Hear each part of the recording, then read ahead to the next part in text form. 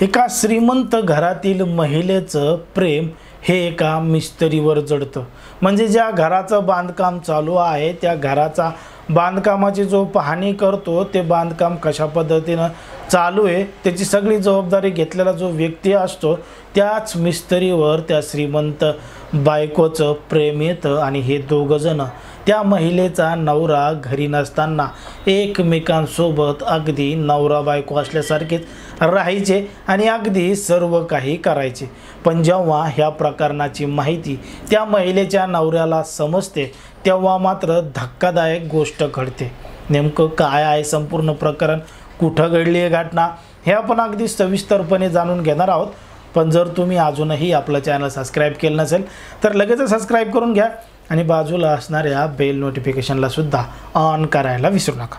आता ही जी संपूर्ण घटना आहे ती आहे उत्तर प्रदेशमधला जो कानपूर आहे, कानपूरमध्ये सैन पश्चिम पाडा ठाणा पोलीस स्टेशन आहे, याच परिसरामध्ये घडलेली संपूर्ण घटना आहे। तारीख आहे 4 नोव्हेंबर 2023ची। 4 नोव्हेंबर 2023ला सकाळी सगळे जे व्यक्ती आहेत त्या परिसरामध्ये आपापल्या कामानिमित्त इकडून तिकडून रोडला फिरत होते। अनेक दुकानाचे दरवाजे उघडत होते आणि त्यावेळीच एक जो व्यक्ती आहे तो त्याच्या कामानिमित्त घराबाहेर पडला होता आणि घराबाहेर पडला की त्याच्या अंगावर एक कार जोरदार येऊन धडकते आणि एवढ्या जोरदार येऊन धडकते की एकदम लांब उडून पडतो आणि ती जी गाडी आहे त्या गाडीचं संतुलन बिघडतं आणि ती गाडी जवळच्याच एका खांबाला जाऊन धडकते। भीषण अपघात होतो, त्या गाडीचं टायर फुटतं, एवढ्या जोरात आवाज होतो की आजूबाजूचे लोक त्या घटनास्थळी जमा होतात। बघता बघता बरीच गर्दी त्या ठिकाणी जमते आणि सगळी माहिती स्थानिकच्या पोलिसांना कळते। पोलीस सुद्धा घटनास्थळी येतात, संपूर्ण पंचनामा करतात। तर त्यांना वाटतं की हा एक अपघात आहे आणि हा एक ॲक्सिडेंट आहे। जेव्हा ते पडलेला व्यक्ती मृत झालेला व्यक्ती आहे त्याची तपास करतात, त्याची ओळख पटवतात, तेव्हा समजतं की त्या व्यक्तीचं नाव राजेश कुमार गौतम आहे आणि तो ज्युनियर हायस्कूल इथं सहाय्यक प्राध्यापक म्हणून काम करतो। आता ज्युनियर हायस्कूलमधला प्राध्यापक आहे, परिसरामध्ये त्याची ओळख आहे, अशी ओळख त्या मृत व्यक्तीची पटली होती। मग पोस्टमॉर्टमसाठी ते मृतदेह पाठवण्यात आला। पुढची जी प्रक्रिया आहे कायदेशीर ती संपूर्ण करण्यात आली आणि या घटनेची माहिती त्या व्यक्तीच्या घरच्यांना सुद्धा देण्यात आली। आता या सगळ्या प्रकरणाची माहिती कळताच त्याची जी बायको होती ती मोठ्या प्रमाणात आरडू लागली, ओरडू लागली, कारण की एक मोठं दुःखाचं डोंगर तिच्यावर कोसळलेलं होतं आणि तिचं नाव आहे उर्मिला उर्फ पिंकी। उर्मिला उर्फ पिंकी ही पोलीस स्टेशनमध्ये गेली आणि सांगितलं की माझ्या नवऱ्याबद्दल जे कोणी असं केलं आहे किंवा ज्यांनी कोणी गाडी घातली, ज्यांनी कोणी ॲक्सिडेंट केला आहे त्याच्यावर तात्काळ कारवाई करा आणि त्याला कठोरातली कठोर शिक्षासुद्धा द्या। पण जेव्हा पोलिसांनी संपूर्ण तपास केला, ती जी गाडी कोणाची आहे काय आहे संपूर्ण तपास केला, त्याचा जो ड्रायव्हर होता तो ताब्यात घेतला आणि त्याच्यावर कायदेशीर कारवाई केली, त्याला अटकसुद्धा केली। आता त्याला अटक केली, सगळं काही प्रकरण शांत झालं आणि इकडं त्या मृतदेहावर अंत्यसंस्कार वगैरे सगळ्या काही गोष्टी करण्यात आल्या। पण 2-3 दिवस उलटल्यानंतर तो जो व्यक्ती होता राजेश कुमार गौतम याच्या भावाला या संपूर्ण घटनेबद्दल थोडा संशय होता। त्याला वाटलं की हे जे संपूर्ण अपघात आहे तो अपघात नसून तो घातपात आहे, असा संशय त्यानं व्यक्त केला आणि तो पुन्हा एकदा पोलीस स्टेशनमध्ये गेला आणि पोलिसांना म्हणला की तुम्ही जे ॲक्सिडेंट ठरवला त्या ज्या आरोपीला अटक केली तो आरोपी तर त्यामध्ये सहभागी आहेच, पण मात्र यामागं काहीतरी मोठं षडयंत्र आहे आणि हा फक्त एक अपघात नसून हा घातपात आहे। आता पोलिसांना प्रथम पाहणीमध्ये आढळून आलं होतं की हा सगळा अपघातच आहे, याच्यामागे घातपात काहीच नाही, कारण की गाडीनं ॲक्सिडेंट केला, गाडी त्या खांब्याला आदळली आणि तो जो ड्रायव्हर आहे तो सुद्धा आपल्या ताब्यात आहे, असं सगळं पोलिसांनी सांगितलं होतं। पण मात्र गौतम कुमारचा भाऊ हा शांत बसला नाही आणि त्यानं पोलिसांना हा घातपातच असल्याचं सांगितलं। पण तरीसुद्धा पोलीस पाहिजे तशी कारवाई करत नव्हते। मग या गौतम कुमारच्या भावानं काय केलं, गौतम कुमारचा एक ग्रुप होता, जेव्हा गौतम कुमार हा नवोदय विद्यालयामध्ये शिकत होता त्याच्या मित्रांचा जो ग्रुप होता त्या ग्रुपमध्ये त्यानं मेसेज टाकला की गौतमचा झालेला जो अपघात आहे तो अपघात नसून तो घातपात केल्याची शंका आहे आणि कोणीतरी त्याची मदत करा, कारण की गौतम कुमार हा एक प्राध्यापक होता आणि त्याच्यासोबत शिकणारे जे त्यावेळचे विद्यार्थी होते त्यापैकी काही जण IAS झाले होते, काही जण IPS झाले होते, तर काही जण राजकारणामध्ये सुद्धा गेले होते।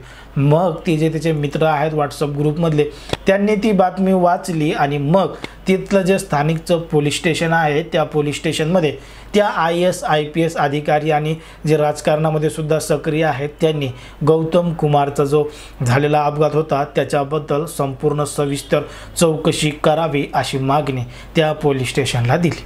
आता पोलिसांवर वरिष्ठ अधिकाऱ्यांचे फोन येत होते, वरून दबाव येत होता, म्हणून त्यांनी त्या संपूर्ण घटनेचा उलगडा करायचं ठरवलं आणि ज्या ठिकाणी अपघात झाला होता त्या परिसरामधले आजूबाजूचे काही CCTV कॅमेरे तपासले। जेव्हा CCTV कॅमेरे तपासले तेव्हा पोलिसांच्या लक्षात आलं की जेव्हा गौतम कुमार हे घराच्या बाहेर आले, काही अंतरावर चालत गेले, तेव्हा त्यांच्या अंगावर जी गाडी गेली आहे, त्यांना ज्या गाडीनं धडकवलंय ती गाडी एका ठिकाणं त्याच वेळेची वाट पाहत होती। ती गाडी रोडच्या कडेलाच उभा होती असं पोलिसांना CCTV फुटेजमध्ये दिसलं। मग त्यांचा संशय अजून वाढला की नक्कीच हा घातपातच आहे, कारण की ती गाडी गौतम कुमार यांची वाट बघतच रोडच्या कडेला थांबली होती। गौतम कुमार आले की थेट त्यांच्या अंगावर घातली, त्यांना धडकवलं आणि त्यामध्ये जो चालक होता त्याचं नाव आहे सुमित कोठारिया। सुमित कोठारिया या ड्रायव्हरला पोलिसांनी पकडलं होतं, त्याच्यावर कायदेशीर कारवाई सुरू होती। पण जेव्हा सुमित कोठारिया याची कसून चौकशी करण्यात आली, पोलिसांच्या पद्धतीने त्याला विचारलं, तेव्हा सुमित कोठारियाने सांगितलं की याच्यामध्ये जास्त काही मला माहीत नाही, माझ्या मागं मला हे सगळं जे सांगितलं होतं त्याचं नाव आहे विकास सोनकर। आता विकास सोनकरला पोलिसांनी ताब्यात घेतलं आणि त्याची सुद्धा कसून चौकशी केली। तेव्हा विकास सोनकरनं शैलेंद्र सोनकर याचं नाव सांगितलं। आता शैलेंद्र सोनकर याचा चुलत भाऊच हा विकास सोनकर होता। मग जेव्हा पोलिसांनी शैलेंद्र सोनकरला ताब्यात घेतलं आणि त्याला पोलिसांच्या पद्धतीनं विचारलं, आधी तो सुरुवातीला उडवाउडवी उत्तर देऊ लागला, पण त्याला त्या पद्धतीनं विचारलं तेव्हा त्यानं एक धक्कादायक प्रकरण सांगितलं आणि जे घडलं ते ऐकून पोलिसांना सुद्धा एक धक्का बसला। शैलेंद्र सोनकर यानं सांगितलं की शैलेंद्र सोनकरचाच मित्र हा राजेश कुमार गौतम होता। हे दोघं जण एकाच कॉलेजमध्ये शिकायला होते आणि हे दोघं एकाच व्हॉट्सअप ग्रुपमध्ये सुद्धा होते। पण शैलेंद्र कुमार हा एक कॉन्ट्रॅक्टर झाला होता, बांधकामाचे कामं घ्यायचा, आणि हा जो राजेश कुमार गौतम आहे तो प्राध्यापक झाला होता आणि यांच्या सोबत शिकणारे नवोदयमध्ये शिकणारे अनेक विद्यार्थी IAS IPS राजकारणी, कोणी कॉन्ट्रॅक्टदार, कोणी इंजिनियर असे विद्यार्थी झाले होते। आणि मग हा जो राजेश कुमार गौतम आहे त्यांनी त्याच्या घराच्या बांधकामासाठी एक कॉन्ट्रॅक्ट याच शैलेंद्र सोनकर याला दिलं। आता राजेश कुमार याला घर बांधायचं होतं आणि घर बांधण्यासाठी ते कॉन्ट्रॅक्ट शैलेंद्रला दिलं।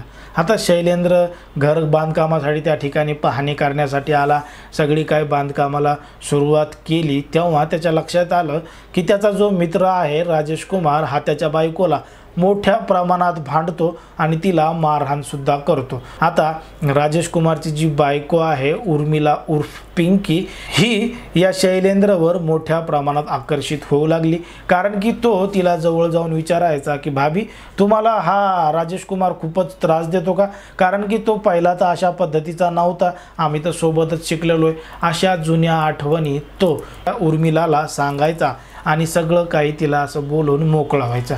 आणि इकडं मात्र उर्मिलामध्ये आणि राजेश कुमारमध्ये जोरदार वाद व्हायचे आणि हे त्या बांधकाम जिथं चालू आहे तिथंच एकमेकांना भांडायचे, हे असं नाही पाहिजे, ते तसं नाही पाहिजे, ते तसं पाहिजे, असं पाहिजे, आणि एकमेकांना मोठ्या प्रमाणात भांडायचे, एकमेकांचं जमतच नव्हतं।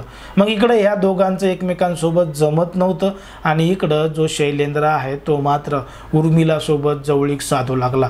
मग उर्मिलासोबत जवळीक साधत असतानाच या दोघांचं अगदी एकमेकांवर प्रेम जडलं आणि जेव्हा तो राजेश कुमार हा कॉलेजमध्ये शिकवायला जायचा, नोकरीला जायचा आणि त्या महिलेचे जे 2 मुलं आहेत उर्मिलाचे ते सुद्धा शाळेत जायचे, तेव्हा मात्र हा जो शैलेंद्र आहे तो उर्मिलासोबत अगदी नवरा बायकोसारखंच राहायचा, सगळं काही करायचा।